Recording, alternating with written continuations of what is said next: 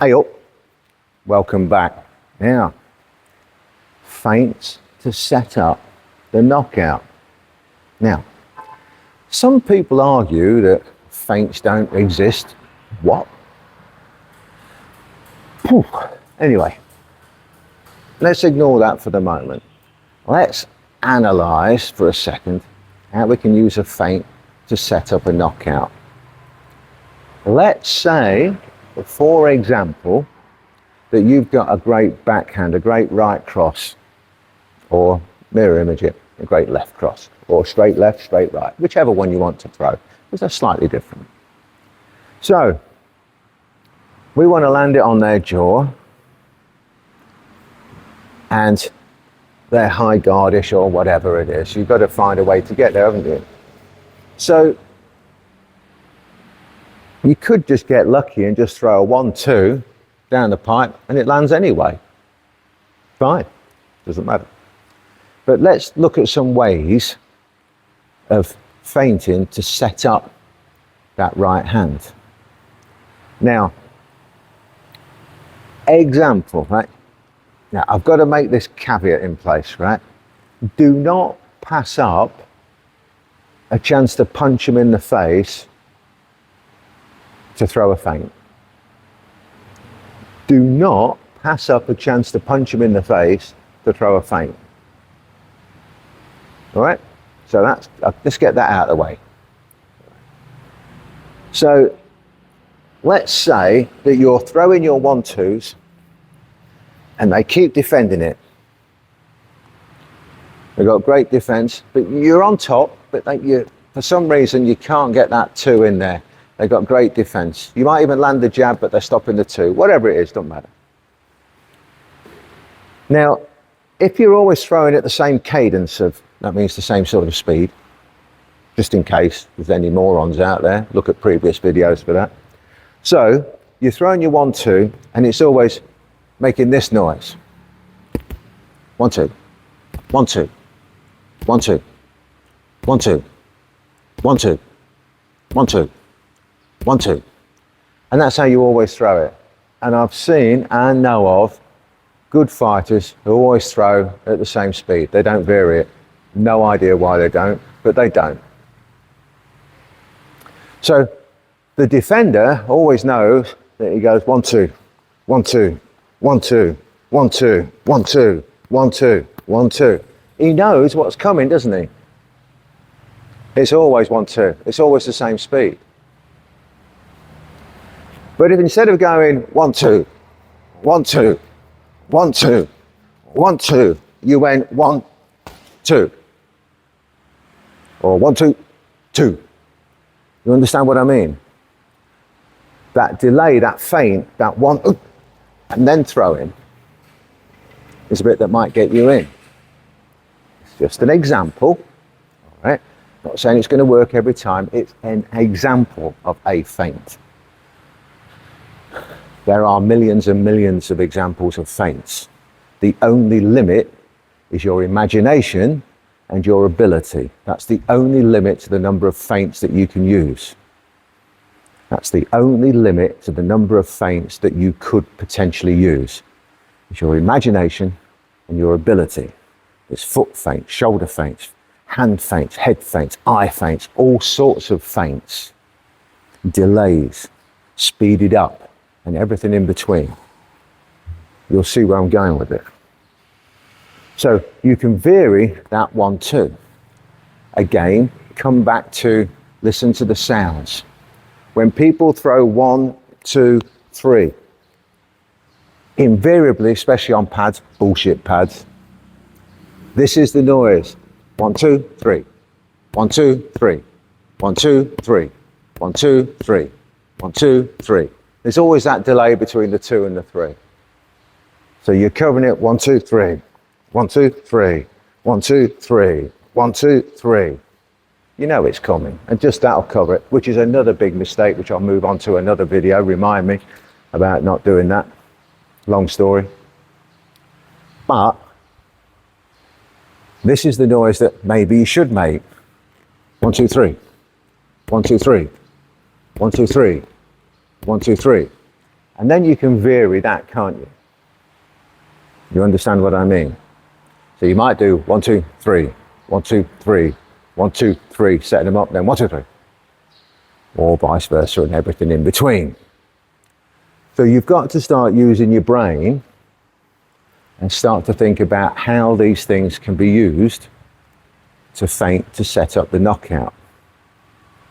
So if you see when the jab comes, when you throw your jab, that the other person's example, their hand drops, but they come to here. They're leaning back and their hand is in front, knocking the jab down. Or like this. I'll move this hand out of the way a second. They might be doing this sort of thing. It's okay if it stops the punch coming in. It works, doesn't it? They're here, knocking it away, knocking it away. But when they knock it away, their head has gone outside their hand, example, which means it's open, doesn't it? So knowing that they're going to do this, again, this is just an example, like I said, there's millions of them. If you see them doing this, if you feint the jab and they do that, you're open for your right hand, aren't you, your back hand. So it makes it a good slow motion and terrible.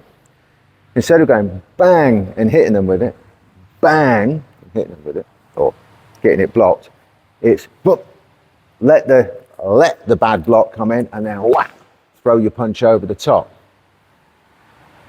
So you're now setting it up. You've been here, bang, bang, bang, bang, bang, bang, bang, and all of a sudden it's bang, over the top. I'll put a pause in for an extra one for you. But you understand what I mean, hopefully, right? These are just some principles, some ideas to get you thinking, and you extrapolate that out, you expand that out, and use your imagination and your ability to think of all the different times you can feint. If when you jab to the body, you see them doing this, or this, right? See it all the time, especially in things like kickboxing, Thai boxing, etc. You see this sort of thing, this sort of thing. Well, when that goes there, what am I leaving open? When that goes there, what am I leaving open? So instead of using their elbows and keeping their head protected, they're using their arms and hands. Again, not going to argue. If you block it and get away with it, fine. I'm not going to argue it with you. But I would argue which one's safer, that or that. I would argue that that's a lot safer. So again, if you see them doing that and they keep blocking it, but it's a good strong block and it takes you off balance slightly and you can't land your backhand, then instead of jabbing it, feint it and come over the top. Because you want that movement from them. Sometimes they might only move a little bit, but that's all you need, isn't it? From there, I'll have my chins up so you can see. From there to there, it's open. You can see the opening. Not so open from there, the glove's in the way, blah, blah, blah. I know there's always an opening, but you understand my point. I'm just trying to make a point for you. It's open, it's open, it's open. Understand? So look for those things when you're training at the gym, the dojo, whatever. Watch everybody. Learn from everybody. Watch what they're doing when they're defending certain punches in training drills, whatever it may be, sparring. Watch what they do. Watch how they defend. Watch how they do their shadows. Do you see them doing things like this? Do you see that sort of thing? If you do, then you've spotted a weakness in them. Now, if it's a teammate, you might help them. If it's your opponent, you're never going to say a word, right? So watch for these things. Learn from what everybody else is doing. Try and spot these mistakes, errors, whatever you want to call it, and learn from it. Learn how to throw that feint so it sets them up. Because they might be fast enough that they can block this, get back up here and block, whatever. So you might have to vary the speed of your strikes, all those other things, which again can be another feint. You've got to use your imagination on this. All right? Imagination and ability, I keep saying it, is the only limit to how many feints you can throw, where you throw them, and what you're doing after and before the feint. You might throw several feints. There's a famous clip of the great Roberto Duran against the great Carlos Palomino, where Duran threw 3 feints on the trot, jab, cross, and a hook. And he put on a big grin after he'd done it, because he basically downloaded all the info. And Palomino had a sort of he's got me sort of look on his face, almost as if to say, damn it, bugger it, Roberto, you figured me out. You know what I'm going to be doing. And it's those sort of things where feints can really tell you a lot about the other guy. And if you know what you're doing and you can understand feints and you can understand how and when to apply them, and again, don't pass up an opportunity to smack them in the gob for a feint. If you can smack them in the gob, smack them one. All right? I want to make sure that's absolutely clear. If your punch can land it. Don't put a feint in just for the sake of it.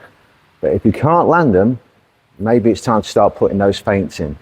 All right? Anyway, let me know how you get on. Remember, train it, drill it, take the time to learn it. Don't do it once or twice saying, I can't make it work.